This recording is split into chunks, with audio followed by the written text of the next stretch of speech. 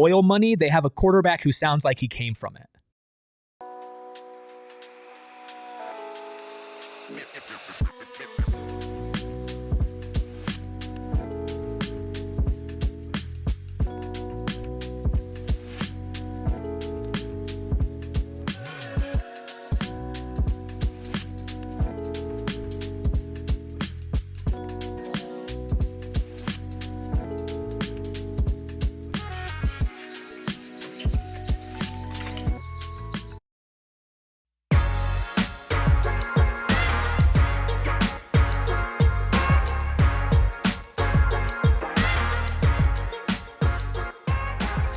Happy hump day and welcome into the PHNX Sun Devils show, of course, presented by Branded Bills. Make sure you head to brandedbills.com and use code BBPHNX for 15% off your first order. I'm Anthony Totri, joined as always by Chicken Little, also known by the federal government as Erik Rubis. And we've got the Daily Man behind the Mac making all of the magic happen. Hit that like button, hit the subscribe button, drop a 5-star review wherever you get your podcast. I already see a bunch of supporters from the Supporters Club in here. Sharon, Satan's here. McKay is here. Satan is here. We can confirm. Krusty Avocado's here. Krusty Avocado is here. What's up, Krusty Avocado? Glenn, Huntstar, everybody is here. Parker is here talking about Sam's feet picks. The Texas Tech fans, man, they want the feet picks. They do. They absolutely. Those freaks. They've been starving. They've been starving for the feet Starving on the internet for the Leavitt feet picks. We will get into the latest as it relates to Sam Leavitt. Some more potential injury updates ahead of the player availability report, the first one of the week before Arizona State and Texas Tech, of course, kick off on Saturday. We do have some more sound from Texas Tech head coach Joey McGuire about his own squad and about the Arizona State Sun Devils. And then, of course, we're going to be taking a look at that Texas Tech offense going up against what has been the strength of this Arizona State team now for the last couple of seasons.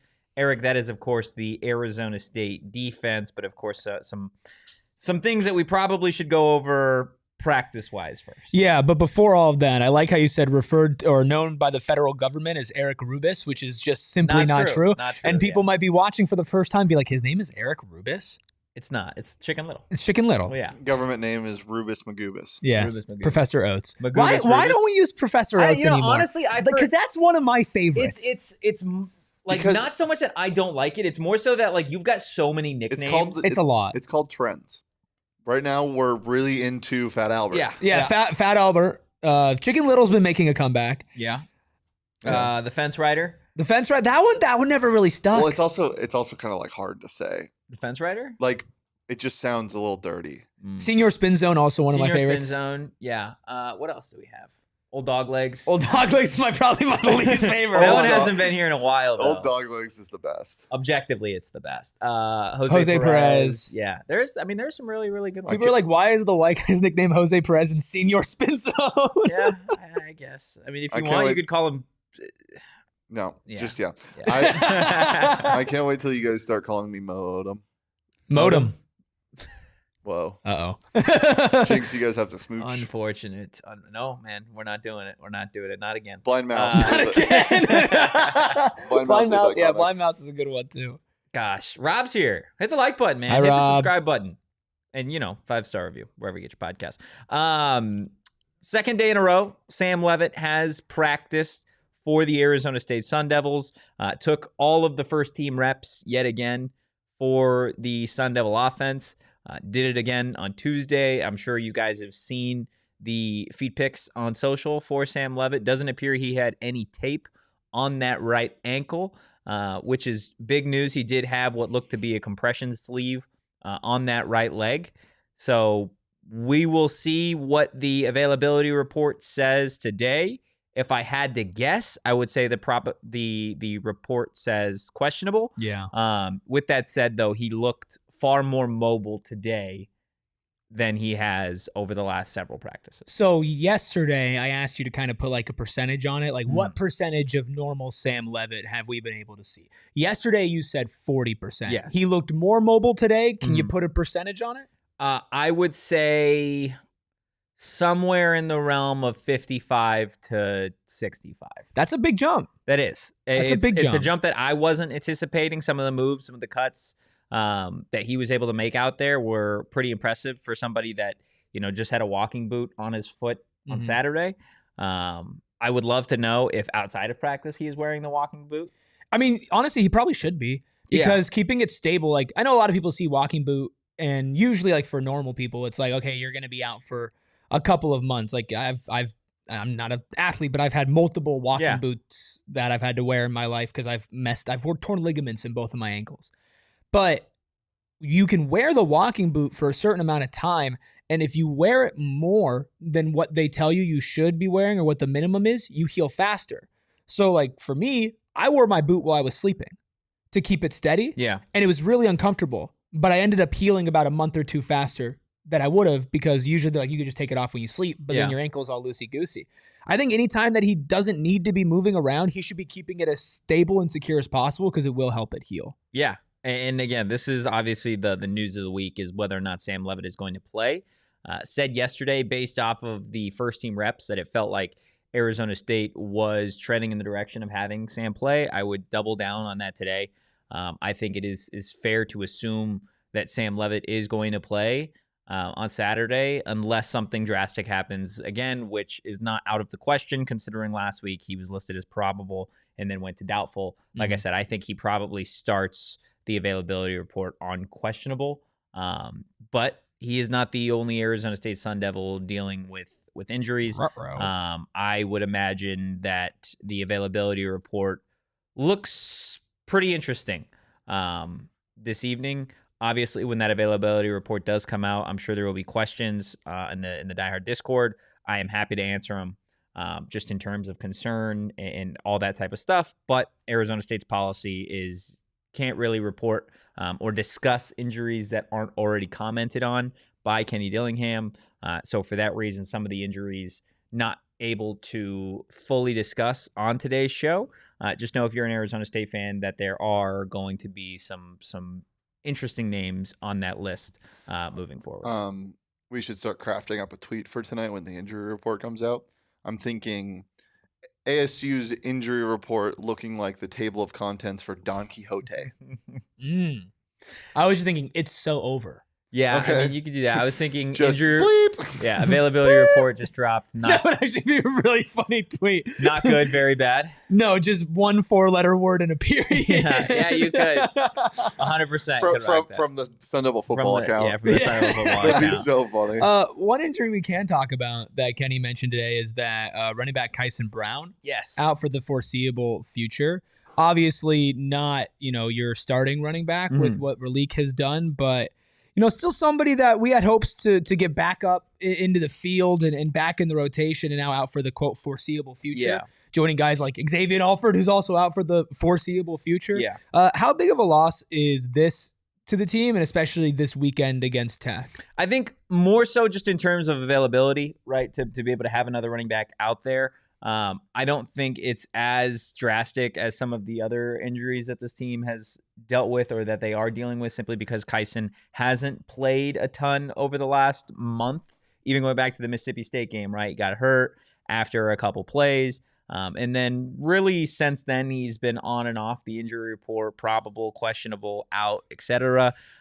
He is somebody that, like you said, Dillingham did say that he is out for the foreseeable future. Unlike Xavier Alford, though, we did get somewhat of a timetable. When Dilly said foreseeable future, he does not anticipate Kyson Brown returning prior to that second bye week. So a return for Kyson Brown appears to be after the bye week, which would be Iowa State, right? It would be after Iowa State. Oh, it's after Iowa State. I believe it's after Iowa State. Okay. Dang, just in time to play West Virginia. Yeah, West Virginia, Colorado, and Arizona. So certainly some of the lighter games. Kyson Brown, though, not the only Arizona State running back dealing with some stuff today. Kanye Udo missed today's practice with what Kenny Dillingham said was an illness. So Kyson was out there. Again, not really participating with the team, with the running backs. Another lower body injury for Kyson. We know he's been on the injury report, or the availability report, the last several weeks. You saw Mississippi State been dealing with an ankle. Feels very similar going into this game. It's another weird one where it was like, yeah, he should be available. and then he didn't play, and then Kenny was like, well, he was available. We just didn't want to throw him out there because of the rain or whatever he said. Yeah. And then And now he's out for 3 weeks. There are a lot of walking boots being passed out at Arizona State practice. And Kyson Brown may like be Eskimos. Yeah, he claiming one. But yeah, you are thin at the running back position. We don't know what Kanye Udoh's status looks like for this week. He practiced in full yesterday. Mm-hmm. So this could be something either that he's been dealing with. This could be a situation where he woke up this morning not feeling well. And again, we don't really know the nature of the illness, but assuming illness took Jalen Moss out for 3 weeks. Exactly. Assuming Kyson will be out. So let's just play on the safe side saying that Udoh is going to be listed as questionable, which I imagine he will be. Then based off of the running backs that you had available to you at practice today, you have Malik Brown, you have Jason Brown Jr., and you have Man. Yeah. All three of those running backs were taking reps with the ones and the twos today. So I would anticipate if Kanye and Kyson are both out, which we know Kyson will be, then you will see some mixture of the three. You think you'll still see two of both Brown and Man? Yes. If Kanye is out along with Kyson, then I believe you will see all three running backs. Who would you say would, like, if we had to kind of go like RB1, RB2, RB3, obviously Malik is RB1, we know that. But between Man and Jason Brown, who do you think would get those quote-unquote RB2 reps, even if they're kind of even? Man will get the RB2 reps. He did have reps that he was running with the ones today when Malik was taking some reps off. Looks good out there. We saw him obviously at points against Utah when the game was kind of, put away already at that point, which, I mean, you're going to get to see a true freshman running back, kind of, again, a look at the future, which, again, I'm not trying to spin this in any particular way, but with some of the injuries, a lot of these younger guys that, have been a part of recruiting classes or transfer portal cycles or stuff that we've told you guys in the offseason, you are going to get an opportunity to see what some of these guys look like, probably sooner than you would expect, just simply based off the fact that this is a Sun Devil team that is dealing with a number of injuries across the board at key positions, some positions with depth, some positions without depth. And so be prepared to see some of these young guys out there. But in a sense, that's for me, I'm excited to see what they do just in terms of game reps. But of course, the best players are going to play ultimately to try and get this team a win. Yeah, I mean, you want to always have a balance and a mixture, and it's unfortunate that the reason why we'll be seeing some of these young guys is because there are injuries. Yeah. Now, I think when you go to the offensive line, that's probably one of the more intriguing things that obviously I was following along, not from practice, but about practice, is we saw a little bit of movement there, including some younger faces. Yeah, so at left guard, obviously with the absence of Ben Coleman, the expectation is that Jametto is going to return to the spot where he started the season, starting at left guard. He is somebody that when Coleman went out, he obviously took over at that left guard spot against Utah. Makai Stewart taking reps, kind of going, I don't want to say 50-50, but at points in practice, taking reps over Jametto at left guard. That feels like, again, this is Saga wants to use a lot of offensive line. Maybe not a lot, but he wants to get, some of these guys reps out there. He wants to keep his offensive linemen fresh. I wouldn't be totally shocked if you saw Makai at certain points in the game. That will kind of be just how Jametto plays, I think, early on. I don't see Makai starting by any means. But an interesting one, obviously, a week after the Sun Devils make a switch at center, Ben Coleman, who was your starting center, kicking him to left guard. Wade Helton started at center against Utah. Ben Coleman now out for the season. Wade Helton not 100% healthy. So Makua Pule getting some reps with the first team at center as well. I am very interested to see what the situation looks like on Saturday in terms of the availability at center.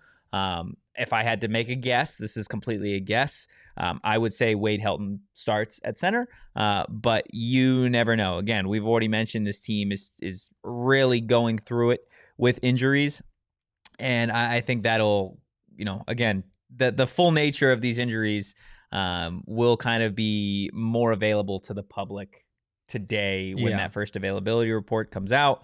But certainly some questions along the offensive line. Guys like Zach Swanson, who have been out the last couple of weeks. I don't really see too much movement on that front in terms of their availability for this game.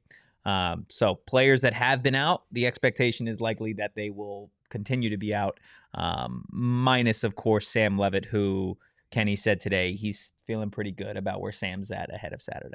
I mean, obviously we mentioned, hey, Sam Leavitt is the head of the snake, right? Sam Leavitt's the most important player, but the most important position group, I think, this week is probably the offensive line. Yeah. Right? Because Texas Tech's defensive line is just so dominant. They're so massive, and there's been so much change already, even going into the Utah game before you lost Ben Coleman for the season. And not only has there been a lot of change, but there's also been some performances that have left some to be desired. Yeah. To say the very least, including one of the positions that you had just talked about with that left guard position. Yeah. Not offensive line play that you can get by against Utah or against a lot of halfway decent defensive lines. Certainly not one that you can get past for Texas Tech.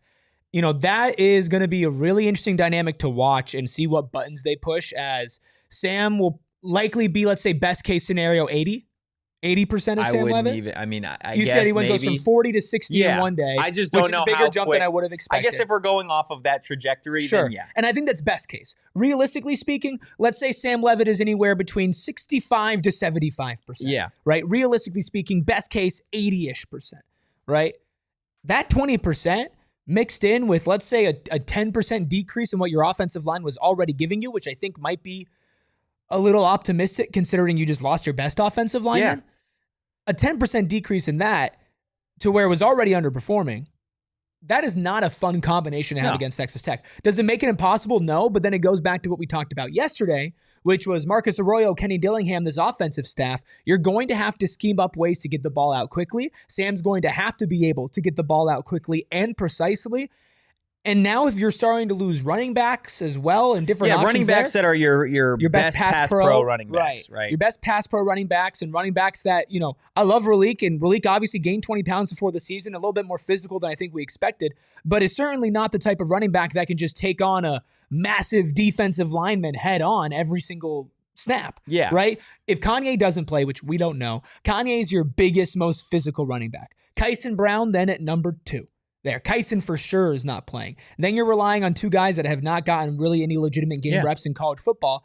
And Ralik, who, you can make him a workhorse, but if the dude's getting lit up because his offensive line is giving him nothing, how much are you going to get from Ralik Brown? Yeah, I mean, I don't know if you guys remember this or the fan base remembers it, and this is something that really stood out. This was pretty early on in Dilly's tenure in 2023. Not directly speaking to the media, but speaking to the team. There was a clip I think that had gone viral where he said, we're going to scheme mofos open, right? Mm-hmm. We're not going to have trouble scoring points because we're going to scheme, expletive open. This is a game where you're going to need to do that type of stuff. Something that we haven't really seen the last couple of weeks, specifically as it relates to getting other players involved offensively, not named Jordan Tyson and Shimon Mateer. You are going to need to fully rely on out-scheming Texas Tech in this one. Obviously, there's a new sense of physicality and urgency to this team that was evident Tuesday and Wednesday's practice. And I think you see the shift, right? This is a veteran group that Kenny said yesterday, hey, maybe we've kind of gone soft like the last couple of practices or last week or two because we've got veterans, right? Mm-hmm. That showed up. The softness showed up against Utah, poor tackling, and they got bullied in the trenches. Now, he said yesterday, hey, we moved guys out. Like, if you're wearing a green non-contact jersey, get out. We want guys that can practice and can hit and can do that type of stuff, because when Saturday comes around, you want the guys that have been doing that all week long, right? That you've seen do that for the first 2, maybe 3 practices of the week. Now, there are some guys that today who, again, over the last several weeks, these 2 players specifically have worn non-contact jerseys. Today, no green non-contact jerseys. They're practicing, right? Meaning that, hey, we got the message, right? If we need to go out there and practice and hit, we can do that in practice.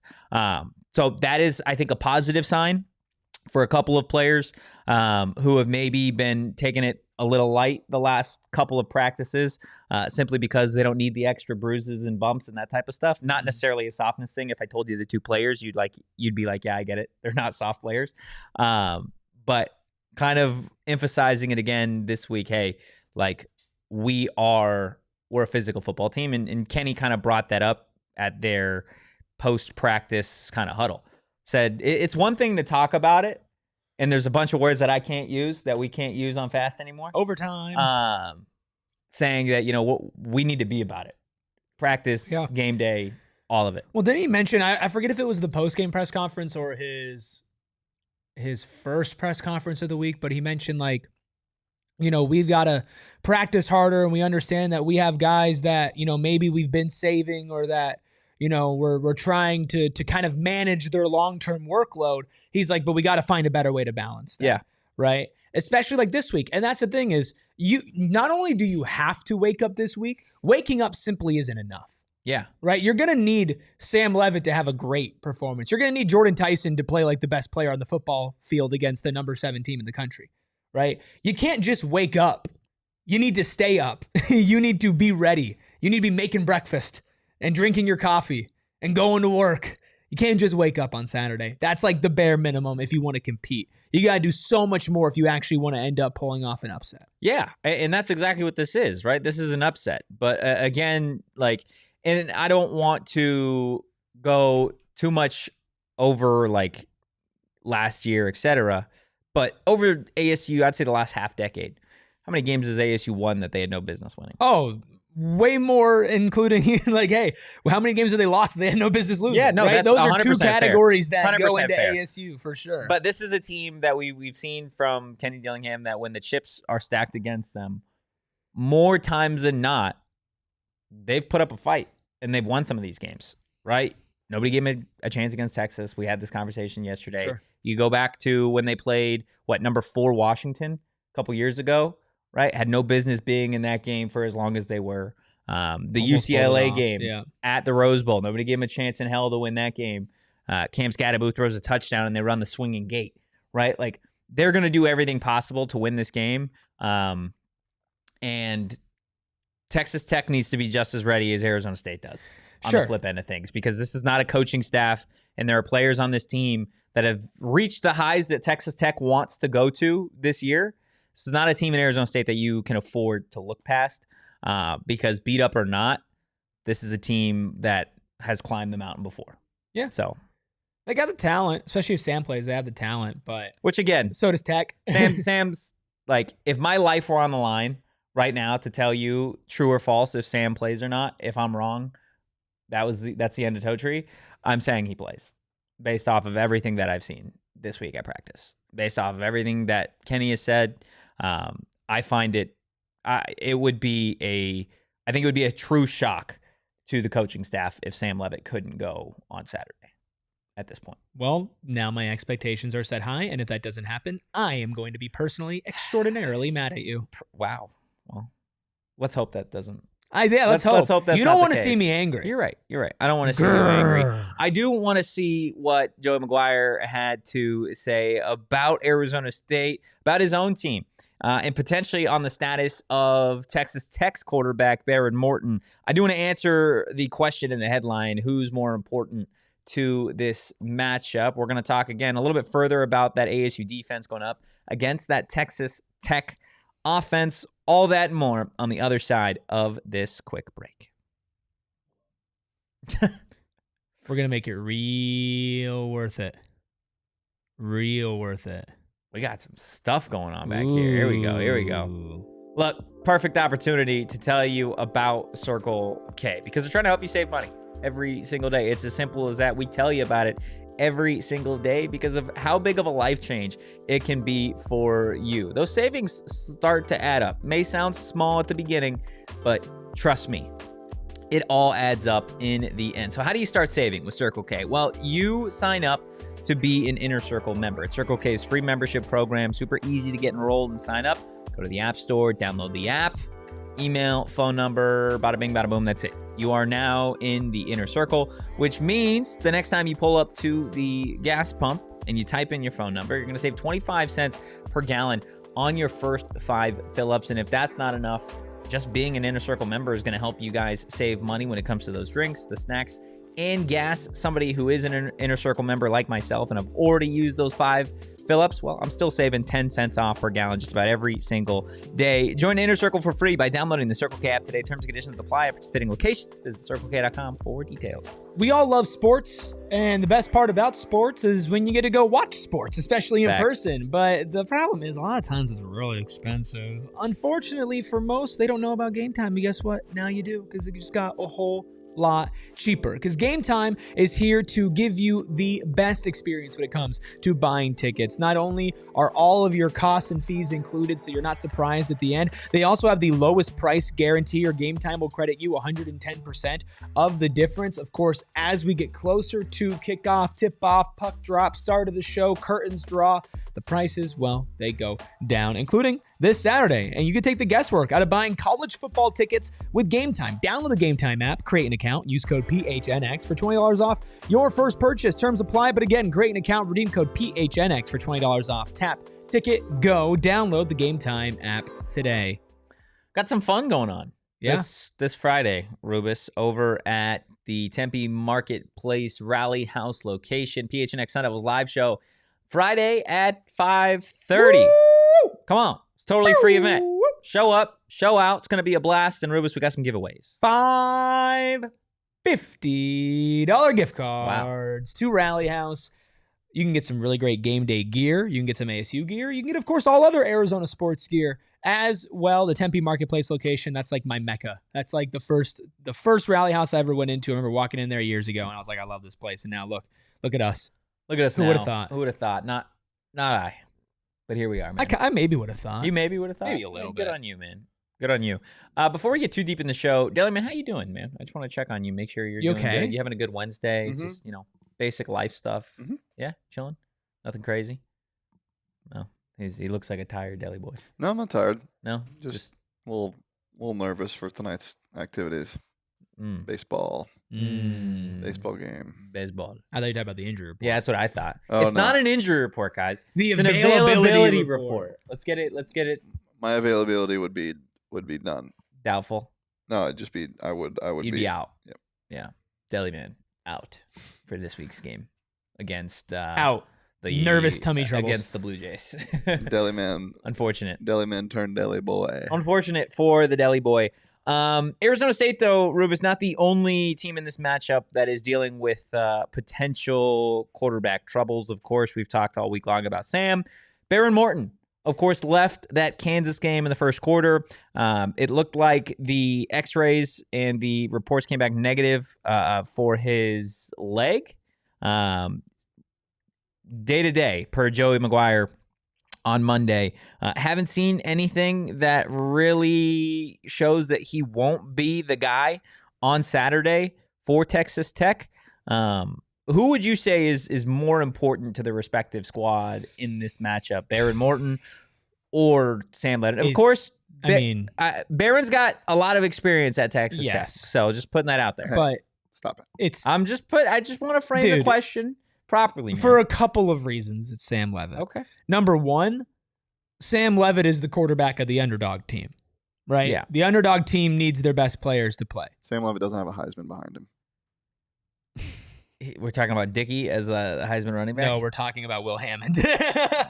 Hey, Heisman. You stop disrespecting the simulation, okay? The Will Hammond factor, though, is a pretty big one. I know that Hammond has been very up and down this season, but the highs that he has shown have far outweighed any of the highs that Jeff Sims was able to show against Utah. And as much as Behren Morton is important for Texas Tech, don't get me wrong, there are Texas Tech fans who will sit there and say, Will Hammond is a better quarterback. But at the end of the day, whoever is playing quarterback for Tech is going to be less important than ASU because of what surrounds them. And what surrounds them is, weapons that have led to the number one scoring offense. And sure, yeah, Behren Morton's a big part of that. Will Hammond also a part of that as well. And a minor drop-off or a medium-sized drop-off from the quarterback position for Texas Tech would not affect them as much as a massive drop-off at the quarterback position at Arizona State would. Yeah.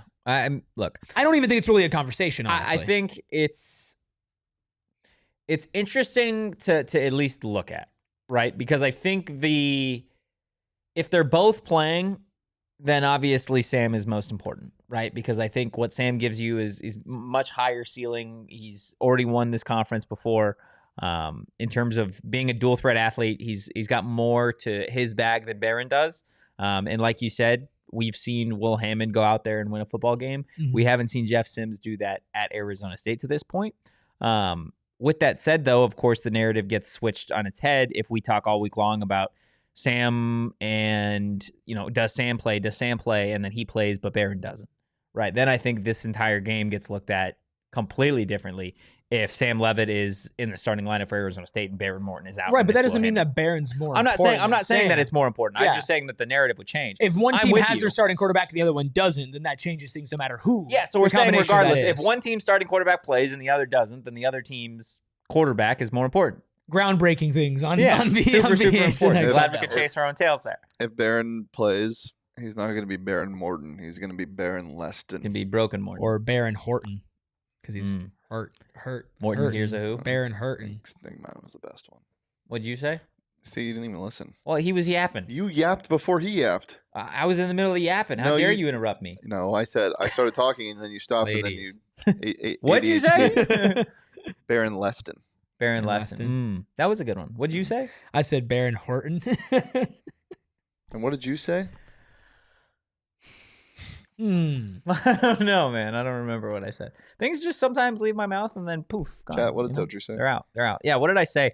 I'm with you, though. I think, again, when we're talking about these two quarterbacks, I'm glad you're with me. I assuming would have been that- really concerned if you assuming they weren't. both play, Sam Leavitt is I think miles more important to Arizona State than Behren is, right? Because of what we've seen, you have the number 7 roster in the country. It's not just Behren Morton has led this team to be number 7, No. right? You know it's that defense. You know what they have on the offensive line and surrounding Behren. As it relates to Arizona State, we've talked about all these injuries, all the injuries you may see on the availability report, etc. Like Sam Leavitt doesn't have the number 7 roster in the country at his disposal this week. He hasn't really had it most of the season. And that's not a knock on the roster. That's just more so like, hey, one team has proved it, one team hasn't. So Sam Leavitt, I think, is more important in this matchup. I'm curious for all of the Texas Tech fans that are in the chat, and of course the Arizona State ones as well. Let us know, who do you guys think is most important in this game? Is it Sam Leavitt? Is it Behren Morton? Is it somebody that we haven't mentioned? Could we get a Jeff Sims, Will Hammond matchup for the ages in Tempe this Saturday? If so, I think it could be must-watch television. Just thinking about it. Yeah, you're just thinking about it. What's it look like? Close your eyes. Tell me what Jeff Sims and Will Hammond look like. Yeah, chills down your back. Jeff, no. Malik, you gotta catch that, bro. Oh my gosh. Yeah, you saw that in the game. Oh my gosh. Was it a good ball? Sorry. Was it a What? good ball or Huh? no? Was it a perfect pass? Huh? What? Yeah. The Malik McClain flashbacks for you, I know, are tough. That's your guy, though. That's Rubus's guy, Malik Sorry, McClain. I just went somewhere and now I don't know where Snap I am. out of it, man. You're fine. You're I alive. don't know where I You're am. well. You don't have to watch that. At least that's not the expectation, is that you're not going to have to Where watch am I? that. He's like shaking. He's like literally physically shaking at the thought I of that went somewhere. matchup. I went somewhere else for a second. Regardless of the quarterbacks on either side, this is an Arizona State defense that, whether it's Behren Morton or Will Hammond, is going to have to really, really get back to what they've done well over the last year and a half. That is stop the run. That is force a ridiculous amount of pressure on whoever is playing quarterback for the opposition. Because, Erik, this is, like we said yesterday, the number 1 offense in the conference, and they hit some heights nationally as well with what they've been able to do. Top 10 offense in the country. How could they not be, right? Yeah. They're a top 10 team and the number 1 offense in their conference. They have to be a top 10 offense in the country. They Yeah. have to be, right? Am I tripping? They have to be a top 10 offense in the country. I mean, we could see. Look, but listen, ASU has their work cut out for them, but again, it doesn't mean that it's impossible. Texas Tech is the #1 offense in the country in terms of total yards per game. Sometimes you just need to shut your mouth. #1 in the country, #3 in pass yards per game. And then on the ground, they are top 15 as well. And then in terms of points scored, the only team that scores more points than them on a weekly basis is Tennessee. Texas Tech is averaging 47.5 points per game. Dilly did say today that he feels like... Bro, hold up. 47.5 points per game. Yeah. 47. They're averaging nearly 600 yards of offense. They're averaging nearly 50 points per game, and it's mid-October. They play good football, man. ASU hasn't even hit 40 this season. There's only two teams that have scored fewer points this year in this conference than Arizona State. I believe it's Oklahoma State and West Virginia are the only two teams that have scored fewer points. Arizona State's season high in points, 38 against NAU. Isn't this...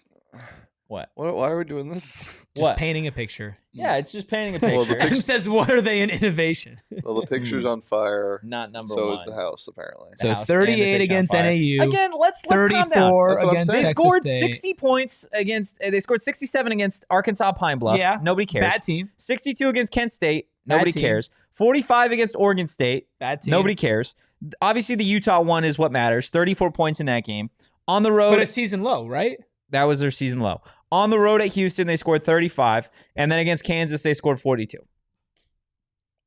Like, the only one that's impressive to me is Utah. Whoa. Just defensively. I'm not scared of Houston's defense or Kansas's defense.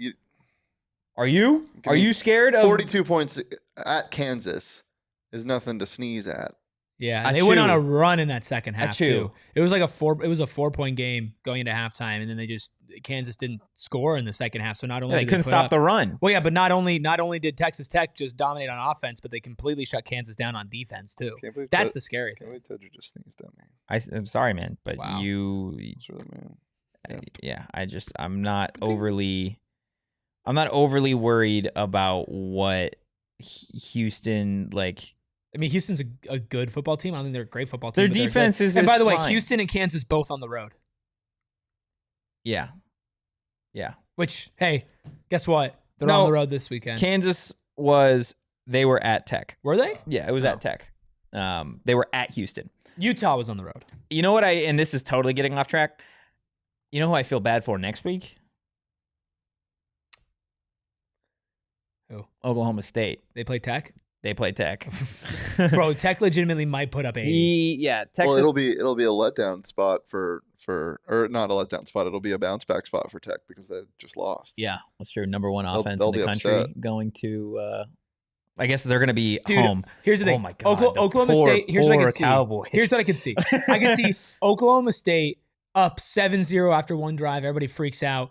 Texas Tech final score 82-7. Oklahoma State may not have a football program after what Texas Tech does. They're gonna rehire Gundy after the game. No, but they're bringing him back as quarterback. Ew, Mike Gundy at quarterback for signal caller for Oklahoma State.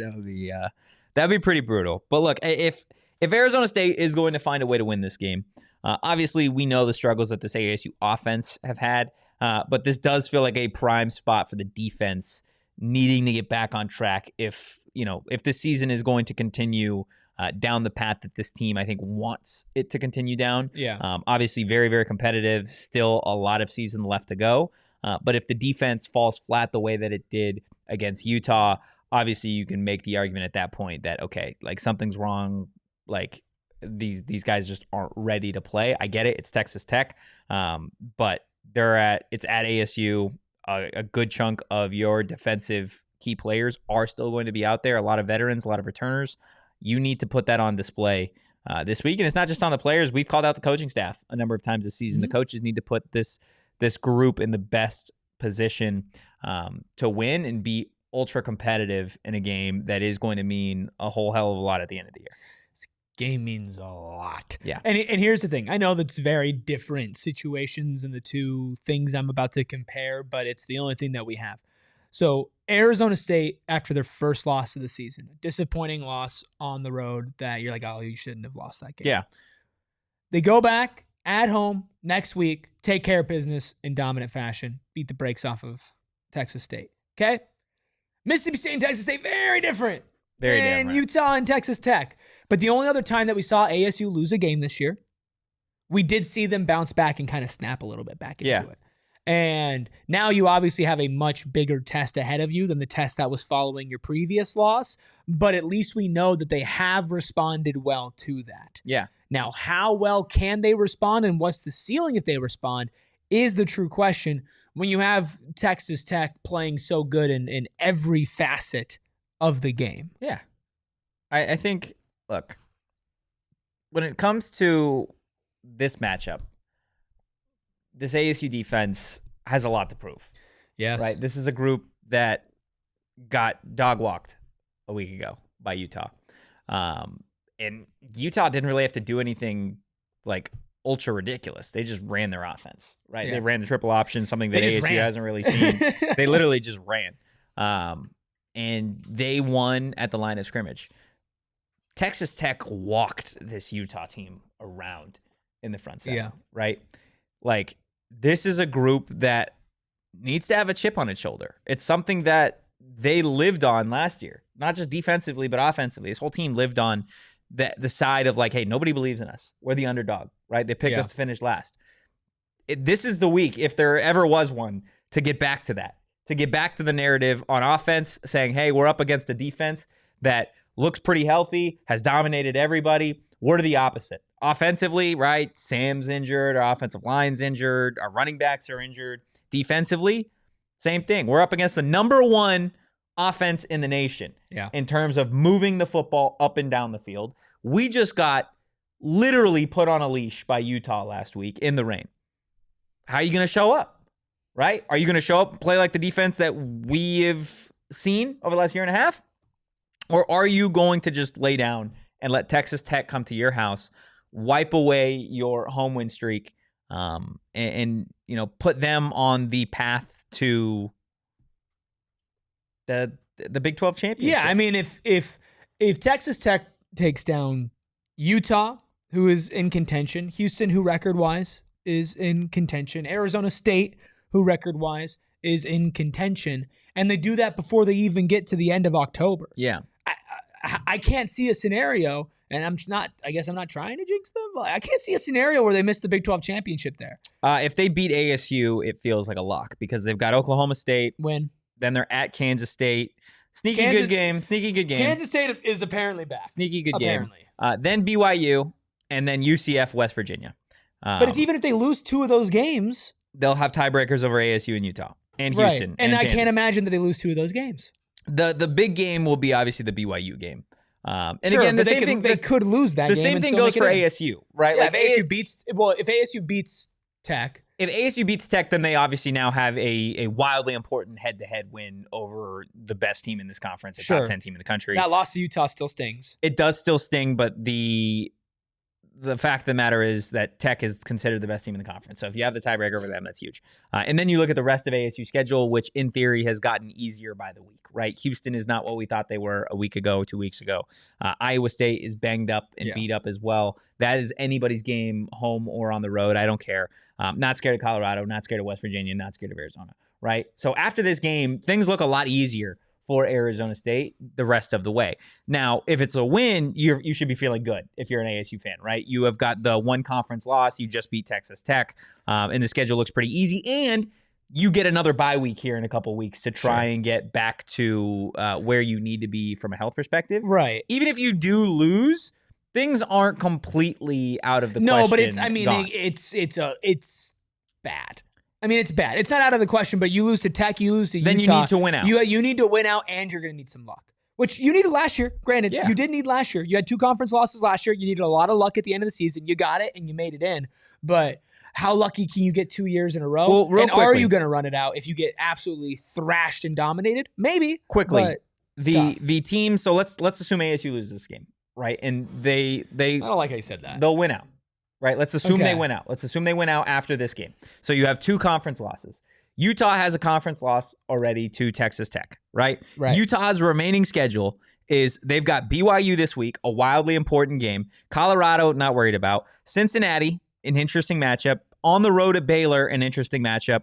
Kansas State, and then Kansas. I mean, at Kansas. That's not easy schedule. That's not an easy schedule by any means for Utah. And next week, either BYU or Utah. Either Utah's getting a second conference loss or BYU's getting their first. Exactly. BYU, they have probably the most challenging remaining schedule of any of these teams. They've got Utah this week, then they're at Iowa State, then they're at Texas Tech, then they're home versus TCU, then they're at Cincinnati, right? And then they've got UCF to close things out. Plenty of opportunities for them to drop games there as well. BY frauds.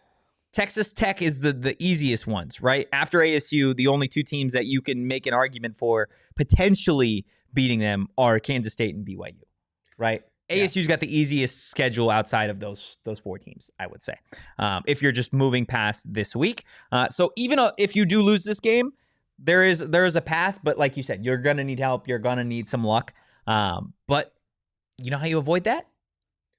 You come out here and shock everybody. Yeah, you win. You win this shock Saturday. Everybody. Which would be a shock. It would be a big upset, especially with how, I mean, like I said, how Texas Tech is playing as a whole. And we're going to hear from head coach Joey McGuire on what he would grade each unit, special teams, offense, defense. We'll get to that and continue prepping for this Saturday right after our final break.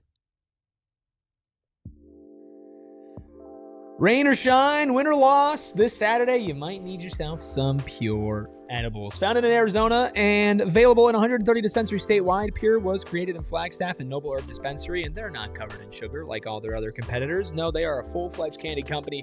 They taste good, they make you feel good, they clearly list the effects on the tin, and you can really just feel relaxed, sleepy, energetic, uplifted. You can feel all balanced. the things, man. And you want to feel love? Go get yourself some Pure edibles. I don't know if they have the Love 10.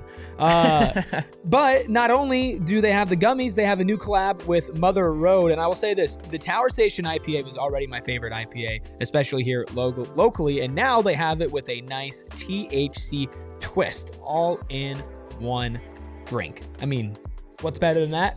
I don't know what to tell you. You got to go try that out and go find yourselves some of the Pure Edibles products from one of the over 130 dispensaries across Arizona and check out all the delicious different flavors. Look, I've told you before, in life there are needs and there are wants, okay? There are a few things in life that fall into both categories. Mountain America Credit Union, they happen to be a need and a want if you're somebody that wants to take control of your finances and have a place that you can trust when it comes to your money. Because everybody needs a checking account. In Mountain America's My Style checking account, well, it's got perks just for you. You guys can enjoy restaurant deals, mobile phone protection, telehealth access, identity protection, loan rate discounts, offers on travel, events, and so much more. Not to mention Mountain America Credit Union looking out for your Arizona State student athletes and the community, providing $20,000 in scholarships to local student athletes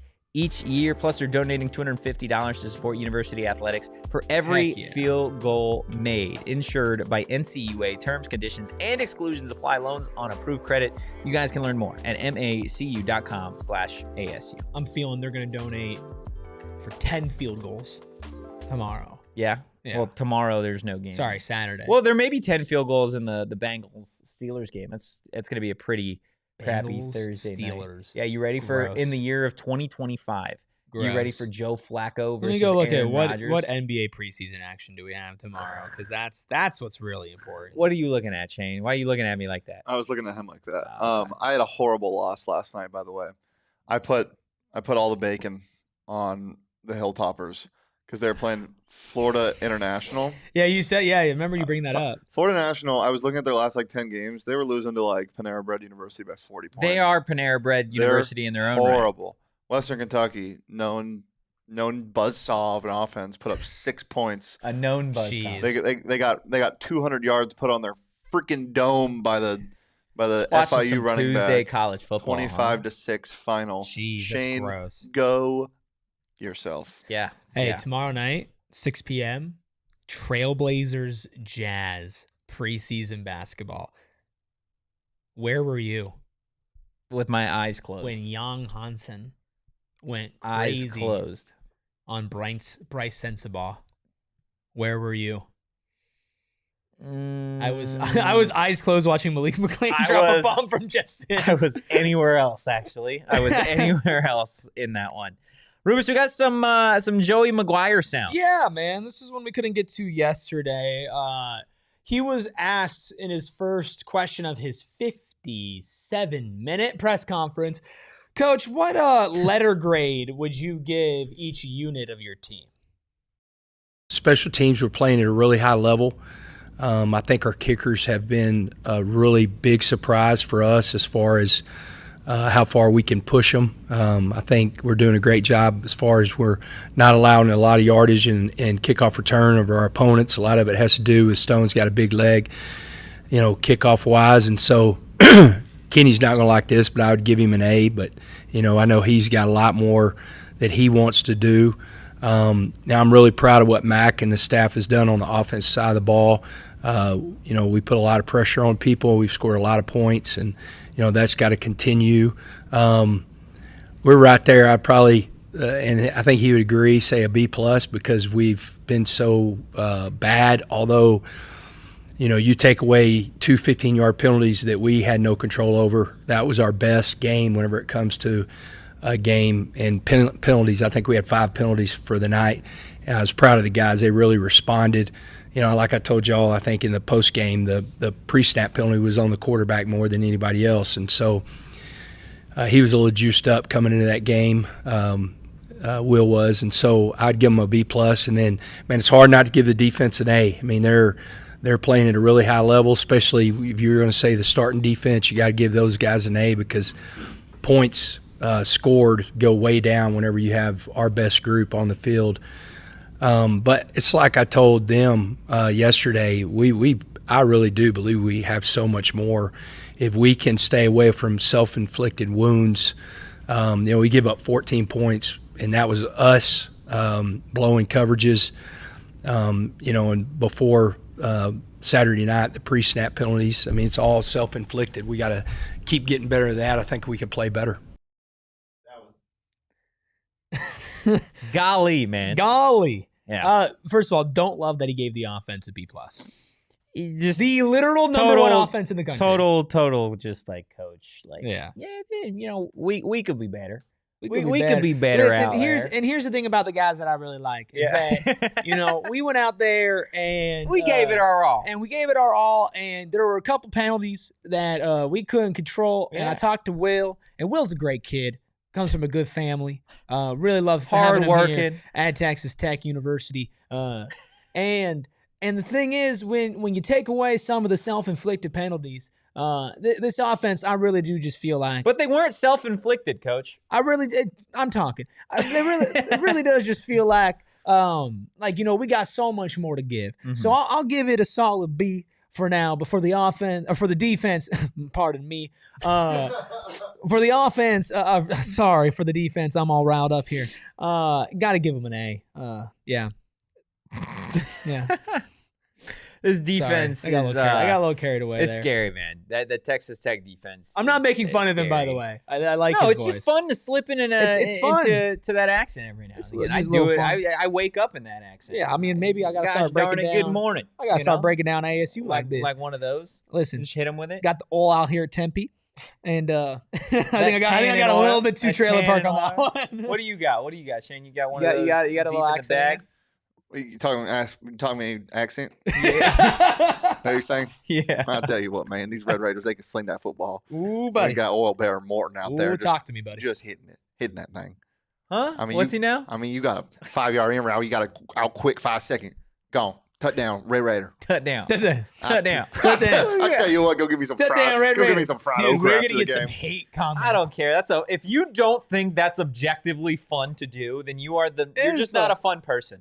Well, here's the thing. If you sound like that, then you can't do it, and it wouldn't be fun. But you can go ahead and hand me a lint, brother. People do like I don't know, California, like what's up, dude, like that type of stuff all the time. You can't say that. That's racist. That's racist. Okay, didn't see that coming.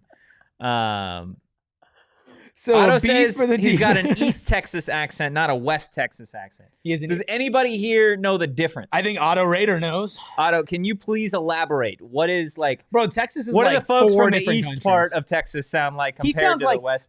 He sounds like a Texas accent. Let me tell you where he's got the finest cigars and whiskey. and he wears some very very expensive clothing.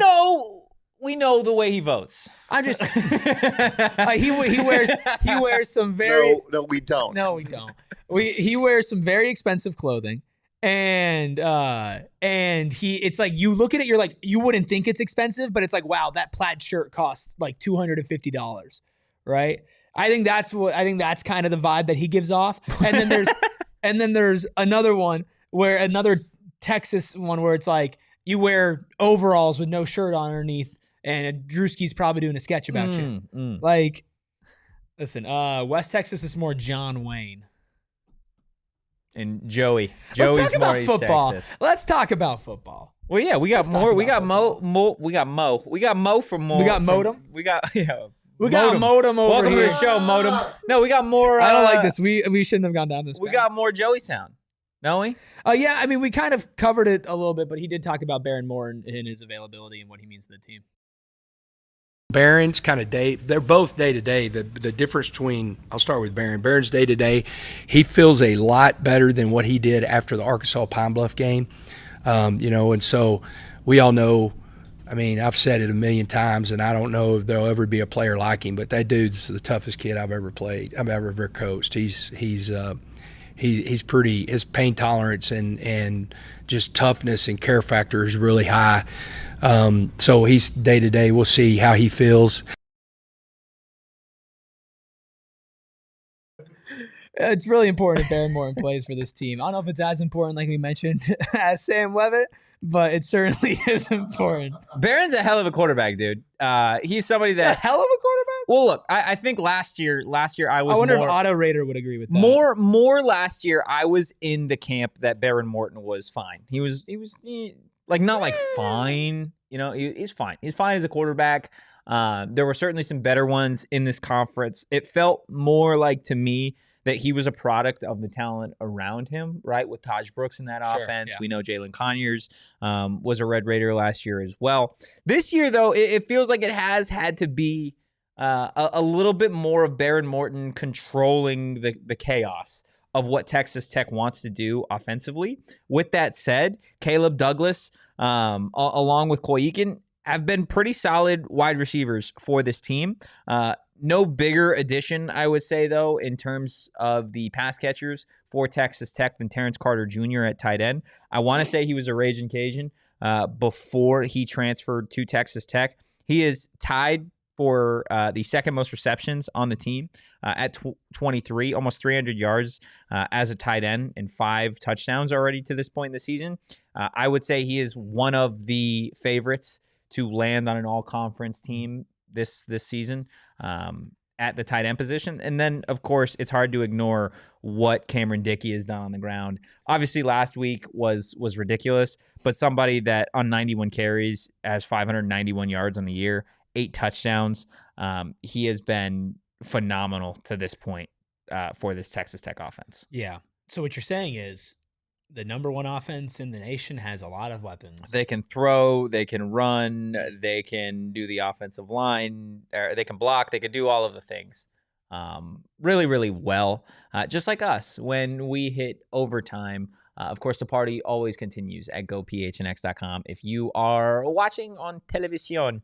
But, Rubus, this should probably be a relatively short overtime. I feel like we've hit a lot of the points of discussion.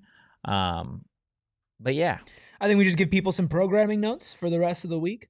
Obviously, tomorrow there will be no live show. I need you to do it in a Joey McGuire accent. So tomorrow. Yeah. Now, tomorrow what we're going to do is we are not going to be having a live show here. What we're going to be doing, we're not going to be doing a live show here on Thursday. I think we can go back to the 2-shot. You can talk like this? What's wrong with this? Yeah, what's wrong with this? What's wrong with this? So programming notes. For tomorrow, because we're doing a show on Saturday for the Texas Tech Raiders versus Arizona State University Sun Devils. We will not be having a live show. However, not on Thursday. However, no live we show. will have a video for y'all to be on the lookout for coming out at our normal showtime right here on this very. Yeah, that's about it. That's all we got, guys. But they've been muted. I don't know. Oh my God. Okay, fine. And then Friday, just remember, usually our Friday shows during the season, well, those are earlier in the day, but not this Friday. Not this week. This Friday, this one's going to be a little bit different. Gosh darn it, we're going to Rally House. We're doing something special at the Rally House down at Tempe Marketplace. Super excited to get together with you folks and just talk about some football and give away $5 $50 gift cards at Rally House at Tempe Marketplace. So once again, live show 5:30 p.m. Friday night. And then, of course, on Saturday, we'll have a pregame show that goes down 30 minutes before kickoff right here on PHNX Sun Devils and a postgame show just a couple minutes after the clock runs out. In the meantime, you can follow the good folks over here over at PHNX. All right, no, I made it. Guys, you can follow us on Twitter at PHNX_Sun Devils. You can follow me on Twitter at Shane Dief. You can follow Erik on Twitter at Erik Ruby. That's Erik, ERIKRUBY. And you can follow Totri on Twitter at Anthony_Totri. Yeah! As always, go Devils. Until next time, go Devils. And peace. We all silly like the mayor.